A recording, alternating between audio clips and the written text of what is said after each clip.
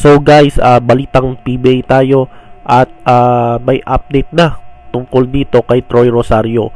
Kagabi ay pinag-isipan ko sana mag-vlog about kay Troy, pero gusto ko muna i-verify kung totoo ba yun na pinakawalan na ng Blackwater itong si Troy Rosario. So officially ay totoo nga, no, na pinakawalan na ng Blackwater itong si Troy Rosario. Ibig sabihin siya ay magiging unrestricted free agent itong si Troy. So what's next dito kay Troy Rosario? Saan kaya siya mananatili, kaya siya sa PBA or mag-overseas na lang? Sa palagay ko, hindi yan mag-overseas itong si Troy Rosario at mananatili pa ito sa PBA.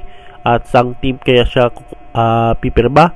Maraming nagsasabing sa Ginebra, meron din sa SMB, sa Magnolia, sa TNT, or sa Converge. So 5 teams ang nililigawan ngayon dito kay Troy Rosario. So sino kaya?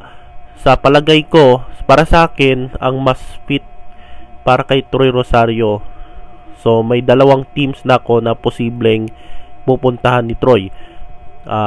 Una, Ginebra or balik TNT. So unahin natin yung Ginebra dahil ang Ginebra ngayon nangangailangan ng big man, dahil nga si Japet na ang nagsusolo dyan sa big man position kasi nawala na si Stan at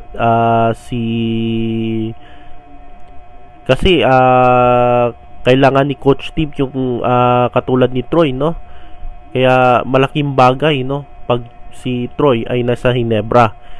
Pangalawa naman, sa TNT, kung babalik siya sa TNT, malaking bagay din yon kasi may experience na si Troy dyan sa TNT at naglaro si Troy almost 7 seasons dyan sa Token Tex at na-trade siya noong 2022. So paano na-trade si Troy Rosario papuntang Blackwater?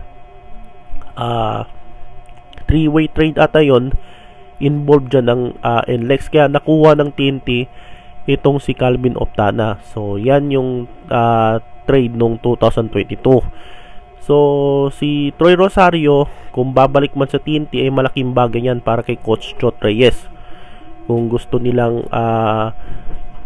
makuha ang kampyonato dyan sa PBA. So yan yung 2 teams na posibleng pupunta ni Troy, Ginebra or balik sa TNT. So anong masasabi nyo dito?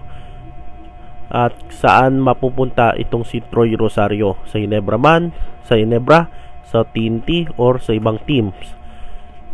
So paki-subscribe ang aking YouTube channel, JLA Sports Basketball. So abangan natin in the next conference dahil ongoing pa yung Governor's Cup at quarterfinals pa, no?